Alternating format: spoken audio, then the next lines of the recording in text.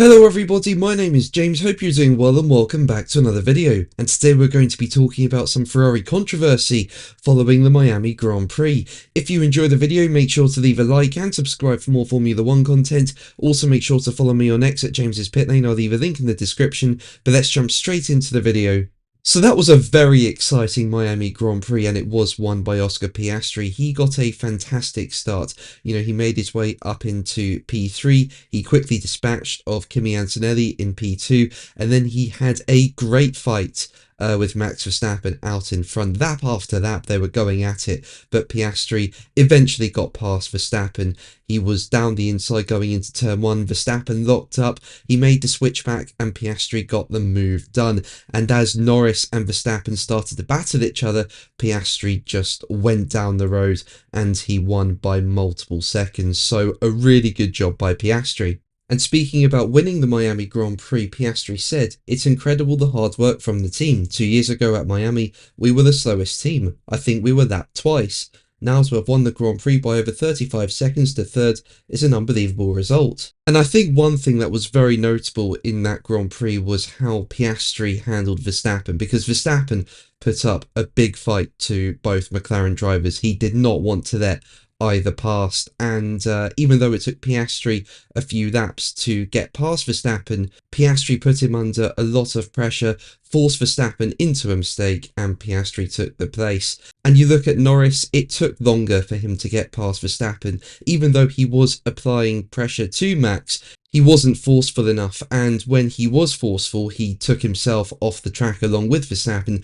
so had to give the place back, and that cost Norris even more time. So I think in terms of racecraft, Piastri has a bit of an edge over Norris, but what was also notable in the Grand Prix was that Norris did seem to have a bit more pace than Piastri. Even though Piastri built up an 8-second gap in the Grand Prix, Norris was able to close it down to around 4.6 seconds at the end. So as I say, it looked like Norris had a bit more pace, but I think when it comes to racecraft, Piastri has the edge there. But let's move on to Ferrari, with there being some controversy over the team radio. Now, Hamilton started the race on hard tyres while Leclerc was on medium tyres at the start, and obviously as the race went on, Leclerc went to hard tyres and Hamilton to mediums, and Hamilton was fortunate because he was able to box under the virtual safety car, so gained a lot of time on his teammate. And because Hamilton went to mediums and Leclerc went to hards, Hamilton was naturally quicker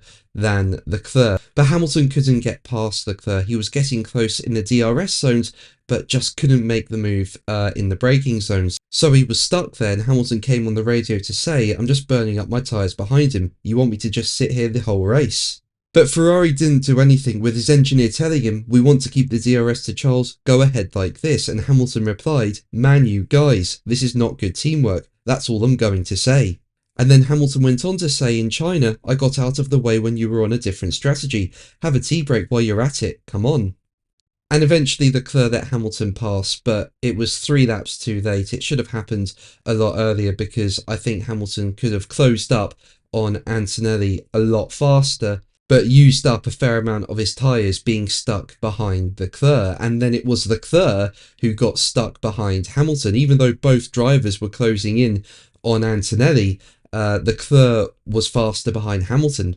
And then Leclerc started to complain that his tyres were overheating, and then Ferrari told Hamilton to swap the positions again a few laps later, and he let Leclerc through. And it's clear Hamilton was just not happy with the situation, because after he let Leclerc back through, he was told that the Williams of Carlos Sainz was 1.4 seconds behind, with Hamilton responding, "Want me to let him past as well?" And I've got to say, that's one of the funniest team radios I've heard Hamilton say. He was not happy with the situation, clearly. And there was an incident involving Lewis Hamilton at the end of the Grand Prix. Sainz was closing in really fast on Hamilton on the final lap of the race, and at the final corner Sainz went for it down the inside, and the two ended up touching wheels, with Sainz's car getting locked into Hamilton's car really, and they were sort of wedged together throughout the corner.